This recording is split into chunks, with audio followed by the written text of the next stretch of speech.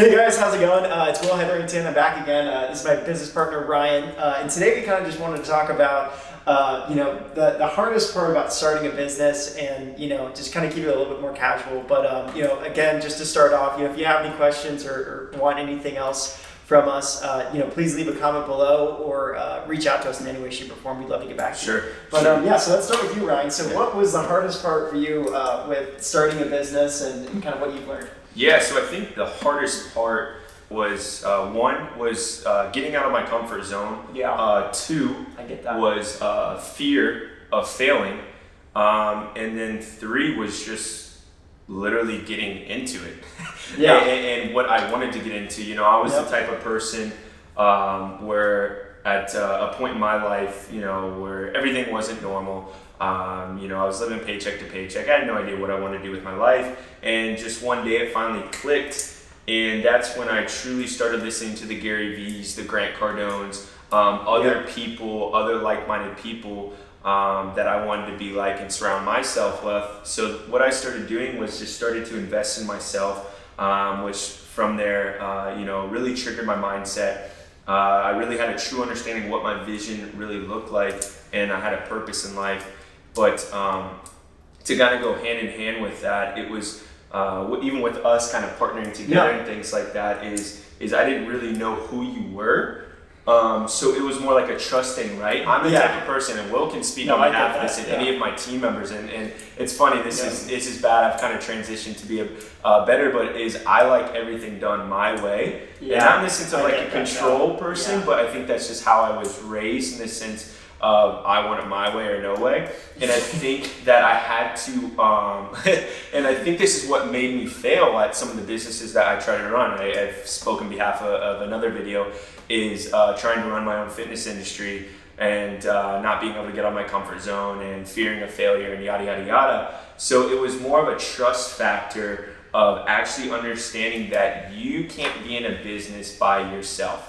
And if any entrepreneurs are in a business by themselves, please reach out to us. Seriously. Reach out to us. I would love to hear the story and how you've built the success that you've built, because there's no way, shape, or form that to do it on your own. Yeah, there's always been a team. There's always been somebody else behind somebody. I mean, like, even the best entrepreneurs out there, like, Steve Jobs, Grant Cardone, all those people that a lot of people look up to, Elon Musk, they've all had a team behind them, and they've all had, 8 million people that have literally paved the way and done 8 million things in their company. So so I think to really go hand in hand with what your question is, it was the fear factor. Yeah.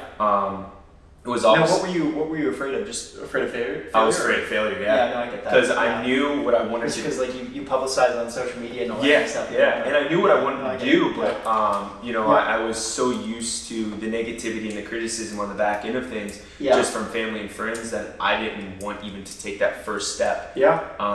Into creating the path and the future that we're kind of creating right now. Yeah. And then obviously the trust factor, and actually partnering with someone who I had no idea who you were. I just followed some fitness guy on Instagram, and I knew that you worked for a successful real estate agency, and I was like, short-term rentals and real estate can go very hand in hand.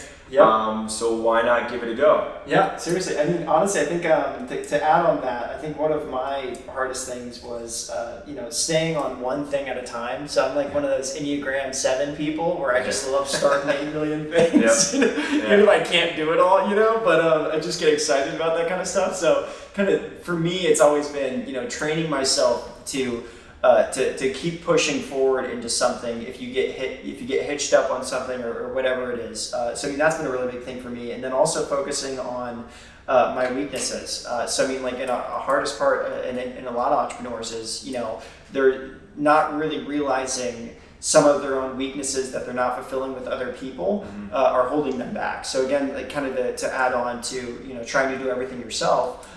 There are things that you're just inherently not good at, and that's completely fine. I'm not good at a lot of things. That's how everybody is. I'm not good at a lot of things. Yeah, we suck at writing, and like we have people that can do that for us now, So it's like, it's just, figuring out what that is probably one of the main things that's holding you back, and could even be what's actually causing you to fail in some cases.